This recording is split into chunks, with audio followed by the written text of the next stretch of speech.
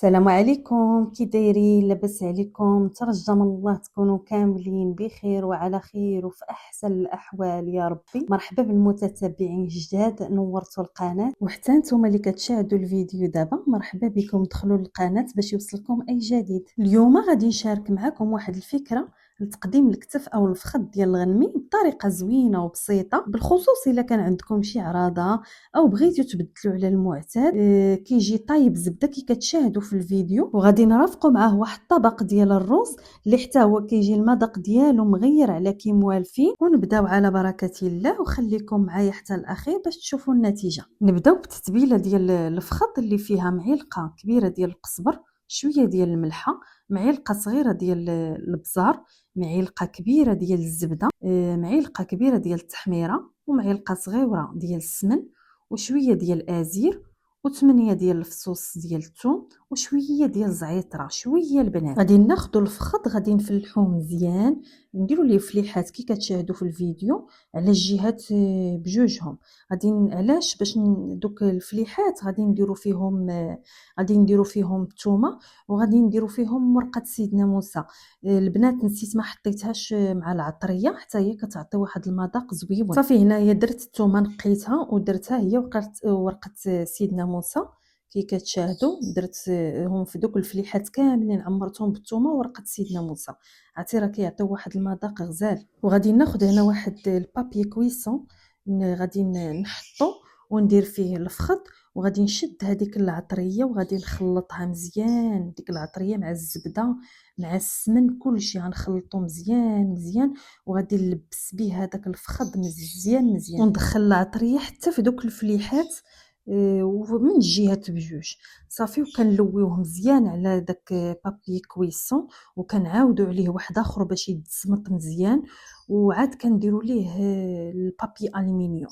صافي وكنديروه في الطاوه وكنديروه في الفران. بالنسبه للطياب كنسخنوا الفران مزيان على 250، وهذا واحد كنرجعوه على 180.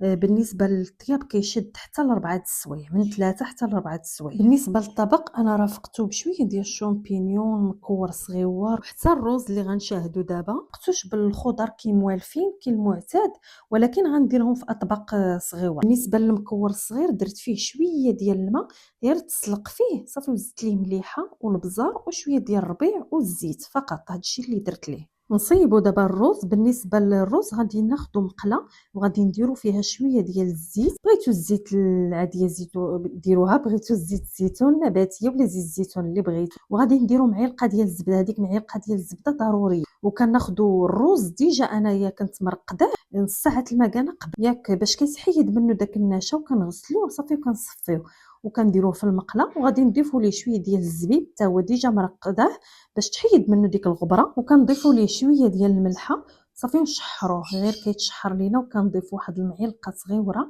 ديال العطريه توابل الاربعه، راه كيجي المذاق ديالو واعر البنات. هاد العطريه راه ديجا حضرتها معكم، راه ملي كتحضروها في البيت راه ماشي بحال اللي كتشريوها، كتعطي واحد النكهه غزاله. غادي نخليه يزيد يتشحر شويه على ما يطيب ليا الماء ونضيفوا ليه. وبالنسبه لهاد البصله البنات ما كنزيدها حتى للاخير، كنقطعها هكا سيوره شي بصله كبيره وكنقليوها، راه كتعطي واحد المذاق غزال. تختاروا يا اما غتخلطوها معاه حتى كيطيب لينا، ولا نزينوا به. المهم في الاخير هانتوما غتشوفوا. غادي نضيف هنا الماء 2 كيسان عامرين ديال الماء طيب، لان درت 2 كيسان ديال الرز باش يطيب ليا لحد القد. صافي غادي نغطي عليه وغادي نخليه يطيب. بالنسبه للرز ها هو طاب، شتو كي كيجي حبه حبه تبارك الله، وفيه واحد المذاق غزال. وبالنسبه للبصله ها كي قلت لكم تكون فحال هكا، بغيتو تخلطوها مع الرز انا خلطتها، بغيتو غير تزينوا بها من الفوق تحطوها الفوق في الطبق ديال الرز حتى هي مزيان. نشحروا دابا الفطر. درت ليه بصله مشلضه، قطعت واحد البصيله صغيره ودرت ليها الزيت وشويه ديال الملحه وخليتها تشحر. ومشيت نقيت الفطر الشامبينيون هكا، حيت لهم ديك الجلده الفوقانيه. بالنسبه للبنات الشامبينيون، المهم هادشي اللي درت انا، راكم اختياري نتوما بترافقوا بالخضره رافقوهم، انا غير فضلت انني نخلي الخضره في طبيصلات وضفت الفطر وضفت المكور والرز صافي هنا غير تشحرات ليا البصله شويه وضفت ليها داك الفيط، وغادي نضيف دابا شويه ديال البزار وشويه ديال الخرقوم، وغادي نخليه يتشحر شويه حتى كنبغي نطفي عليه، عاد غادي ندير ليه شويه ديال الربيع، وها هو جاهز. وها هو الفخذ طاب، تبارك الله كيجي فتي وكيجي غزال تبارك الله، وفيه واحد البنه وواحد التحميره غزال. غادي نقادو دابا الطبق. صدقوني يا البنات راه كيجي واحد المذاق فيه واحد التحميره غزاله تبارك الله. وقولوا لي في التعاليق كي جاكم الطبق، واقترحوا عليا الوصفات اللي كتبغيو اكثر باش نشاركهم معكم ان شاء الله. وهنا كيتسالى الفيديو ديالنا، في امان الله وحفظه.